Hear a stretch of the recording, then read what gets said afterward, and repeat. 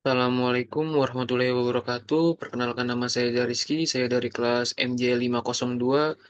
Di sini saya ingin mempresentasikan hasil UTS Manajemen Resiko, yaitu tentang analisis efektivitas manajemen resiko di sektor keuangan studi kasus pada bank swasta Indonesia. Analisis efektivitas manajemen risiko di sektor keuangan pada kasus bank swasta di Indonesia.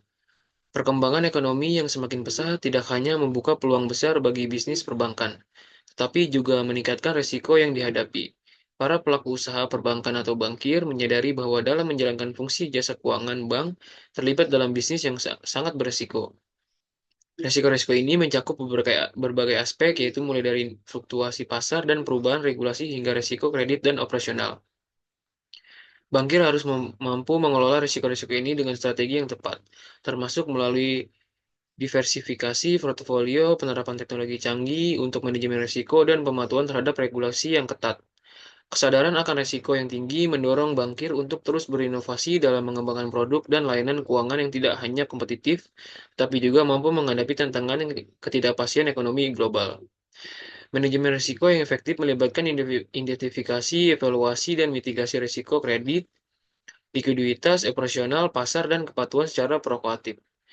Bank perlu menerapkan sistem pengawasan internal yang ketat, memasukkan teknologi canggih untuk mendeteksi dini anomali, serta mematuhi regulasi yang berlaku. Tanpa manajemen risiko yang tepat, bank beresiko mengalami kerugian besar yang tidak hanya merugikan mereka sendiri, tetapi juga dapat menguncang kepercayaan nasabah dan stabilitas. Berikut infografis statistik perbankan Indonesia pada bulan Agustus 2024.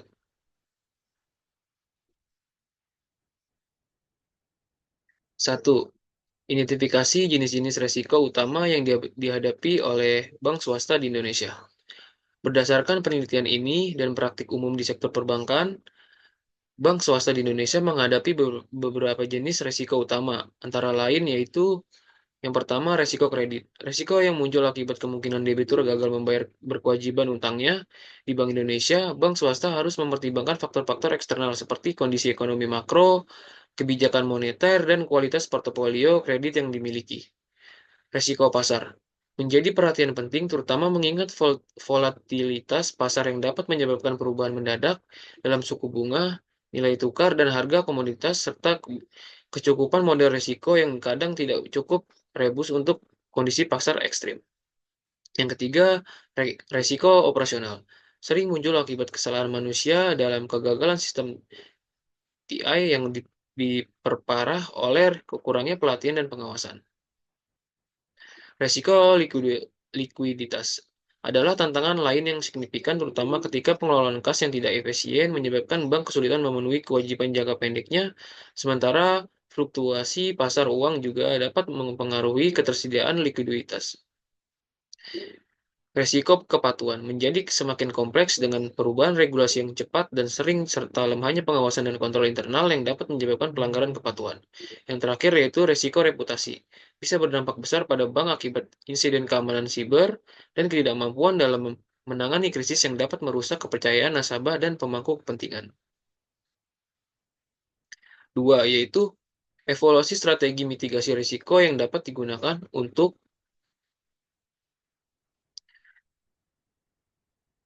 menghadapi tantangan tersebut.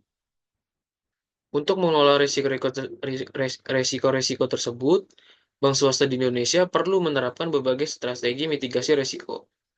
Beberapa strategi mitigasi yang dapat digunakan adalah manajemen risiko kredit, yaitu peningkatan kualitas analisis kredit. Bank perlu memperketat prosedur analisis risiko sebelum memberikan kredit. Evaluasi yang menyeluruh terhadap kemampuan finansial, riwayat kredit, dan kapasitas membayar nasabah dapat membantu meminimalkan risiko gagal bayar.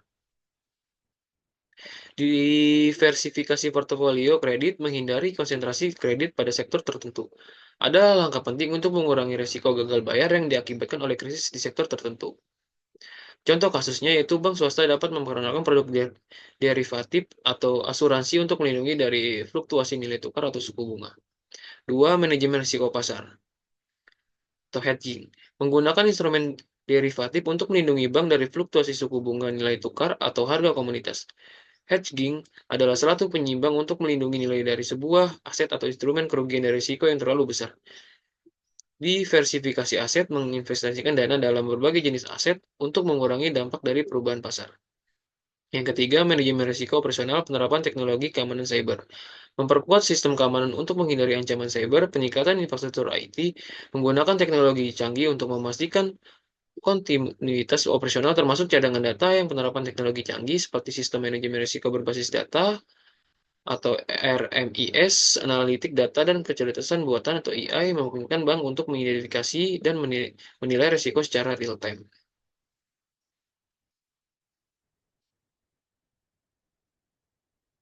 Yang keempat, manajemen risiko likuiditas. Pengelolaan kas yang efisien memastikan bank memiliki cadangan kas yang cukup untuk memenuhi kewajiban jangka pendek.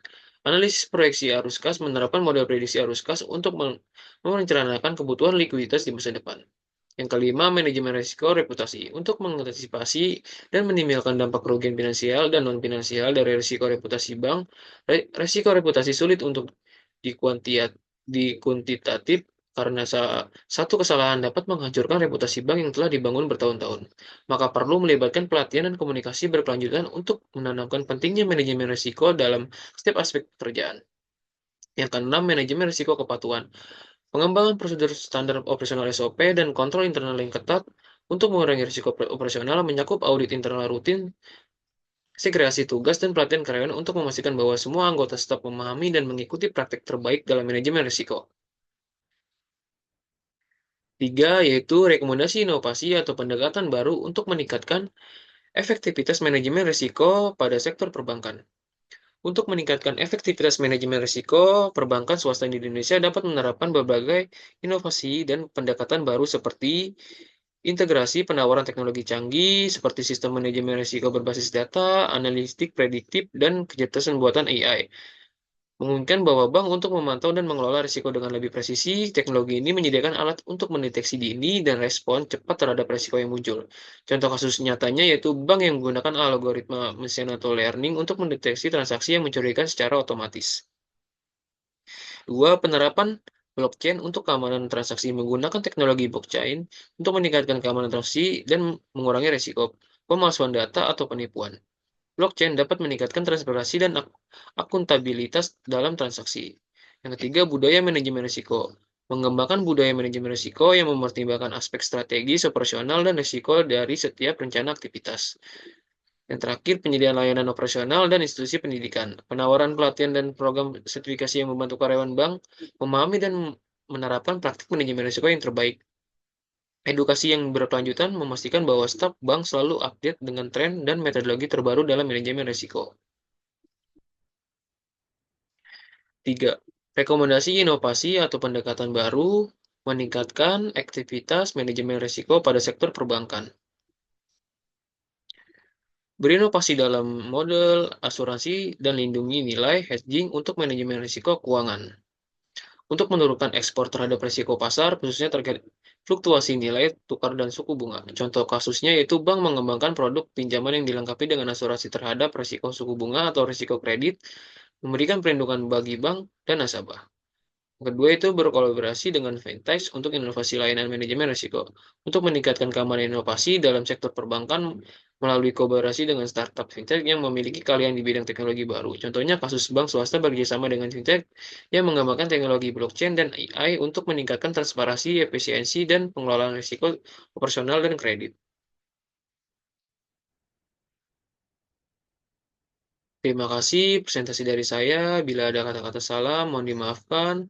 Wassalamualaikum warahmatullahi wabarakatuh.